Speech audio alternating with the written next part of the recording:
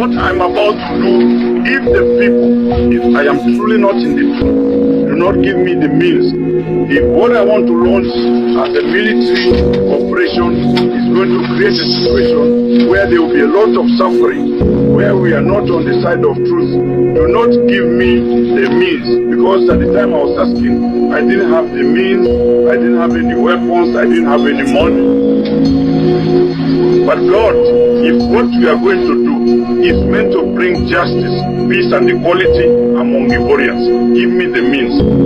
And God gave me the means. Recent reports and social media discussions indicate a significant increase in political tension and rumors of a military coup in Ivory Coast around May 21 to 23, 2025. These discussions often mention mass protests, internet shutdowns, and the alleged disappearance of President Alassane Ouattara. While many of these claims are circulating on social media and independent news channels, major mainstream news outlets have largely remained silent or have not verified the extent of these events. Some sources link the unrest to growing anti-French sentiment in West Africa, the influence of leaders like Captain Ibrahim Traoré of Burkina Faso, and concerns over President Ouattara's third term. It is difficult to ascertain the exact nature and extent of the Ivory Coast military breaks silence statement without more specific information. Many of the reports are from channels discussing alleged secret coups or media blackouts, suggesting a lack of official confirmation from recognized news agencies. Therefore, while there is certainly a conversation happening about military and political developments in Ivory Coast, it's important to be cautious about unverified claims and to seek updates from diverse and reliable news sources. Our struggle will succeed. Our struggle will succeed because we believe in God. If God is truly real, if God is truly real, I don't believe that we will fail. Because when I made that commitment before God, as I was telling you, within 4 walls, I said, God, what I'm about to do, if the people, if I am truly not in the truth, do not give me the means, if what I want to launch as a military operation is going to create a situation where there will be a lot of suffering, where we are not on the side of truth, do not give me the means, because at the time I was asking, I didn't have the means, I didn't have any weapons, I didn't have any money. But God, if what we are going to do is meant to bring justice, peace and equality among Ivorians, give me the means. And God gave me the means. It wasn't even a man, it wasn't even a friend who gave me the means. That's how I got involved. That's why I said, I have no regrets. If it hadn't been God's path, I wouldn't have received the means. So, dear parents, dear brothers, dear friends, I wanted to reassure you of one thing, that many things happened this year also. There were killings, theft, looting, so many things that tarnished the name of the rebellion before my arrest. But know one thing, and I always say this to my younger brother, when you commit to something, do it with sincerity. Teach the rebellion straight from its original path, that is, the path of protecting the people, and stop making progress. It came to a halt, it no longer advanced, and it only created more victims. We are withdrawn. And then we said to ourselves, well, we have to stop doing anything. Since there were elections, so that people would say it was IB who was against the elections, that it was IB who didn't want peace. I said, stay radio silent. Let's prepare ourselves, because we're not God, we're not invincible. But when you know the truth, when you know the reality on the ground, we were convinced of one thing, that these elections would end in armed conflict. So let's prepare accordingly. And we prepared ourselves. They went ahead with the elections. What was the result? Here we are. And they couldn't find any other solution but to take up arms to attack Abobo and Anyama. And thank God, despite the limited resources we had, with your blessing, we were able to hold out the resistance. We fought as best we could. We resisted gradually, slowly, and we managed to arm ourselves with them, our opponents. Because it's true, we were armed shells. When they fell into our ambushes, it allowed us to get a few weapons, and that's the will of God. Without God, you cannot achieve what we have achieved. We don't need to beat our chest. That's not true. It's not because we are strong. It's not because we are miraculous. But it's God who made everything happen. We are only simple actors. We are servants of the people and servants of God. That's all. And that is our mission. We destabilize the command of the fancy general staff through our assistants. That's the reality. They tried everything. They sent the SECOS, they sent the VAE, they sent the armored battalion, they sent the PASA, they sent the entire coalition. All the commanders we know went to school together, went to military training together. We know them. They sent everything that was considered Ivorian forces. They couldn't stand up to your children. Thanks to your blessings. Thanks to God. I think that's what we need to acknowledge. Instead of telling things that are wrong. But despite that, some people sat down to explain this network to say, no, they're not ready now. But that's not the problem. But God knows what happened. If they drove here today, we launched the offensive with some of our brothers who are in Mata. And from there, we launched the operation.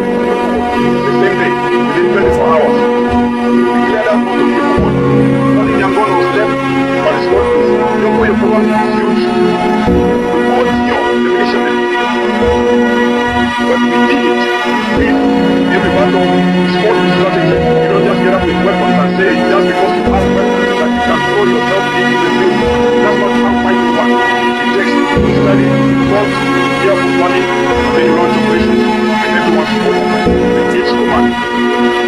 We knew that the VAE was the strongest of the militias. So, to stabilize the militias, we had to bring down the VAE.